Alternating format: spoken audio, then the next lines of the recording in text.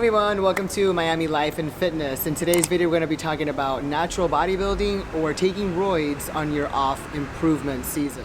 All right, so real quick, if you're thinking about getting your labs done and your doctor's not going to get it done for you and you don't have an independent lab, then go to privatemdlabs.com, use my code Miami. Miami is my code, so please use that code.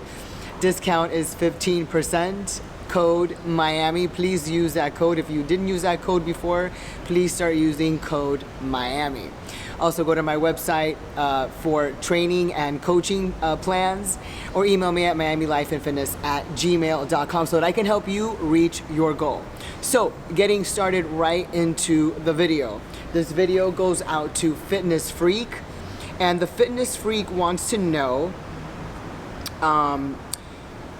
she wants to know that she's been looking into natural bodybuilding, and she says that she hears that people are still taking roids on their off or improvement season, which is when you improve to gain as much muscle as you can before you get ready for prep and then the cut to get on stage. So she says that once the prep starts, which could be anywhere from 2, 3, 4, 5 to 6 months prior to the show, that they obviously stop taking their hormones or their roids in order to pass the drug test.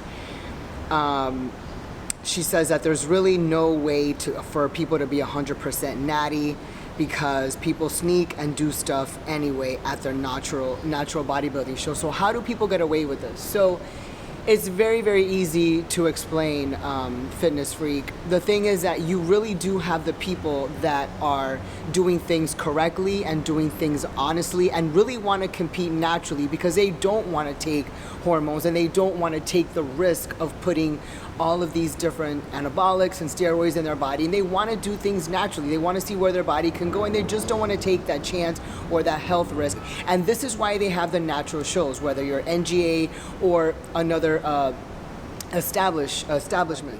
Then you have other shows like the NPC or NPC Elite, where you have people on all kinds of cycles, and they do cycle all year round, because that's what you do. You take a cycle to gain as much muscle as you can, and to get that help from the steroids to get as much as you can, and then you start your prep or what have you, but you still keep doing your steroid cycle all the way up until the show.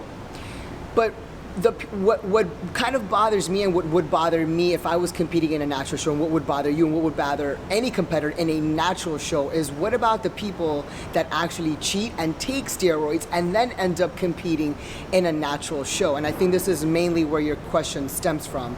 So yes, everybody wants to improve. Everybody always wants to improve before a prep, and you want to gain as much muscle as you can so you can look your best. But what happens when people are taking steroids and then you're competing in a natural show? If you're going to take steroids and just compete in an NPC show where everybody else takes steroids, it's a completely different look and a completely different lifestyle and a completely different approach to competing.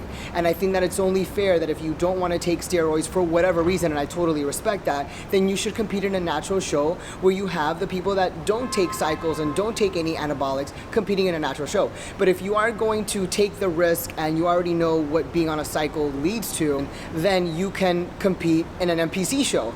But to me, it stems from fear, from a place of insecurity, from a place of ignorance, and from a place of, I'm going to go ahead and take advantage of those people because I'm going to look way better than them, because I'm going to get myself on an anabolic cycle for 6, 8 to 10 months out of the year, and then 2 to 4 months I'm going to be clean so that I can pass the test. This is what I think is wrong.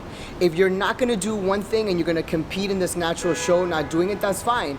But if you're going to take roids, then you need to get over the hump of living in fear, and you need to just step on a stage. Now, if you feel that you can't compete with the guys that are on cycle all year round, then maybe competing is not for you. But you're basically those people are coming from a place of fear because they're taking advantage of the real 100% and real natural competitors because they have an advantage over them. To me, it comes from a place of fear, of insecurity, of cowardness, and you're taking advantage of people in the situation because you're gonna come out ahead, because you're gonna come out on top and in a better position than those who are just being completely natural.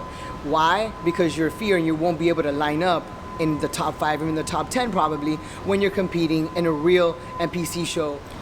So to me, Fitness Freak, the way I look at it is, if you want to compete and you want to do things naturally for whatever reason, which I do respect those that compete natural in a natural show. If you do want to compete, then go ahead and compete and get on stage and try it natural at a natural show and see where you place. You may place in the top 5. If you have good genetics and you're training properly and eating properly and your hormones are balanced, your body would probably be at a certain composition to allow you to place well in a natural show. But if you don't have good genetics and you're not eating properly, or you've been at a calorie deficit all year and you are undernourished and you're not training properly, then obviously you may not get the placing that you will or that you should at a natural show. But to me, at the end of the day, look, I've known so many people that competed at natural shows and they've all taken gear. They've all taken gear up until 30 days or 60 days before the show. And like you said, in order to pass the test. I think that those people that take roids and take cycles and take hormones, they need to go ahead and go to a place and to a competition where everybody else is doing the same thing, because it's only fair. So, but if you want to compete, then try out completely natural. And then if you want to continue this sport and continue to compete in a natural show, and you feel that you want to get better and you want to place better depending on who you stand up next to, then you will need to maybe embrace getting on some type of anabolic cycle to compete with them, to be able to stand up with those that are cheating the natural shows, if this is what you want to do. But if not, then just get up there, have fun, and do your thing, and do it naturally, and embrace the fact and respect yourself that you want to do it naturally, and just have fun with it. And that's the only thing that I could say. Have fun, do what you want to do, and do it for the love of the sport, and do it for the passion that you want to see where you are and where your natural genetics take you. But if you want to continue the sport and you want to maybe dip and wet your feet into something else and go one step further into the sport and to compete, then embrace taking anabolics, and then maybe even, who knows, maybe we'll see you competing in 2 to 3 years in an NPC show on a cycle. And you really, as a female, you really don't need that much. I think that your cycle really changes the last 30 to 60 days, but throughout the year, when you're improving in the improvement season, which is what I like to call it as well, you're just going to be taking Anavar and Primo and anything to just gain muscle. And as long as you have your diet in check the whole year, you're not going to have to reduce 15 to 20% of body fat, because you're keeping yourself in check all year round and keeping your body under less stress. So I hope that I answered your question, and thank you so much for your question. And if you have any other comments, leave them below. Like, share, and subscribe. And if you love the content I'm providing value to you, then I would appreciate you showing your thanks to me and giving me a big super thanks. And thank you so much to the people that gave me super thanks in my last video. I appreciate all of you. I love you all. Thank you so much for your support.